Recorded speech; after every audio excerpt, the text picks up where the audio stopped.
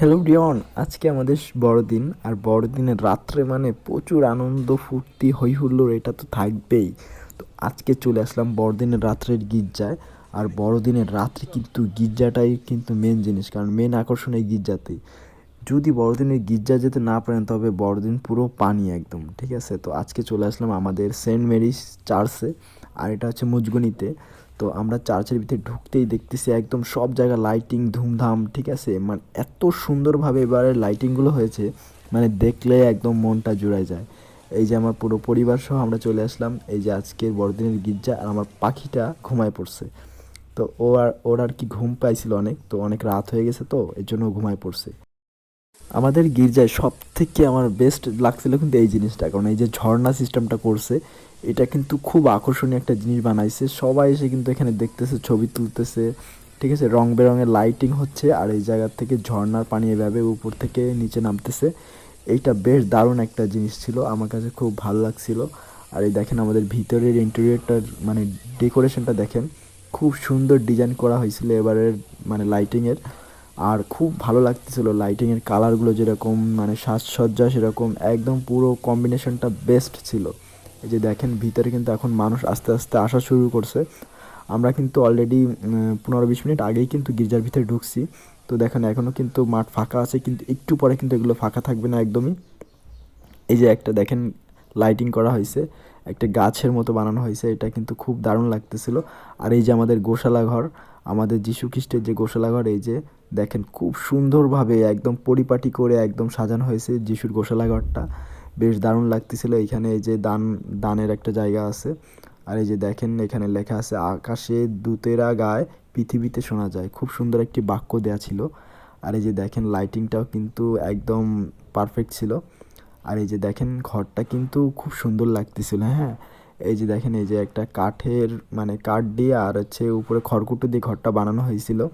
আর এই যে এখানে দেখেন লেখা আছে শুভ বড়দিন ও শুভ নববর্ষ।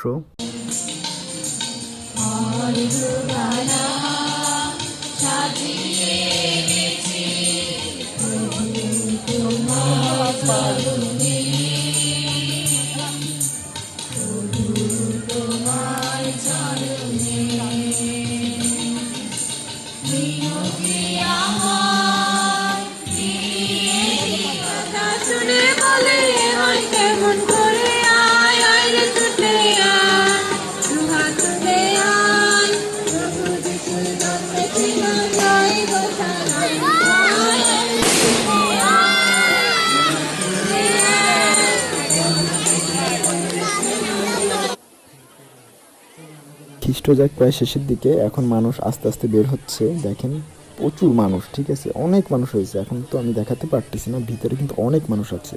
আর এই যে সব একে একে বের হচ্ছে দেখেন। সব থেকে বেশি লোক হয় সেন্ট জোসেফ গির্জাতে, এবং তারপর হচ্ছে নিউ মার্কেট গির্জাতে, এবং তারপর হচ্ছে মুজগুনি গির্জাতে। তবে মুজগুনি আর নিউ মার্কেট গির্জা প্রায় সেম সেম। আমার মনে হয় যে মুজগুনি গির্জাতে লোক মনে হয় বেশি হয়, তবে সেন্ট জোসেফ গির্জাতে অনেক বেশি লোক হয়। আর বিশপ সেন্ট জোসেফ গির্জাতেই মিশা দেয়। আর দেখেন এই যে আমাদের যে মাঠে এখন কিন্তু পুরো লোক একদম ভরা। আর এই যে দেখেন খ্রিস্টজাক শেষ, এই জন্য সবাই এখন আস্তে আস্তে বের হয়ে গেছে। আমি আপনাদেরকে ভিতরটা একটু দেখানোর জন্য এখানে আসলাম। দেখেন এই যে খুব সুন্দরভাবে সাজানো হয়েছে আমাদের প্রভু যিশুর ঘর।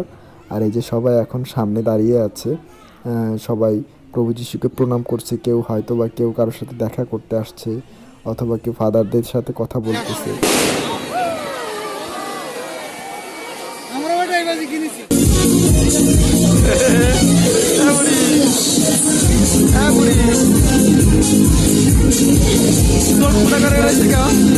আমার মেয়ে ঘুমাইছিল, ঠিক আছে, হঠাৎ উঠে গেছে গান বাজনার তালে, এই জন্য এখন লাইট দেখে বড় বড় চোখ করে তাকায় আছে।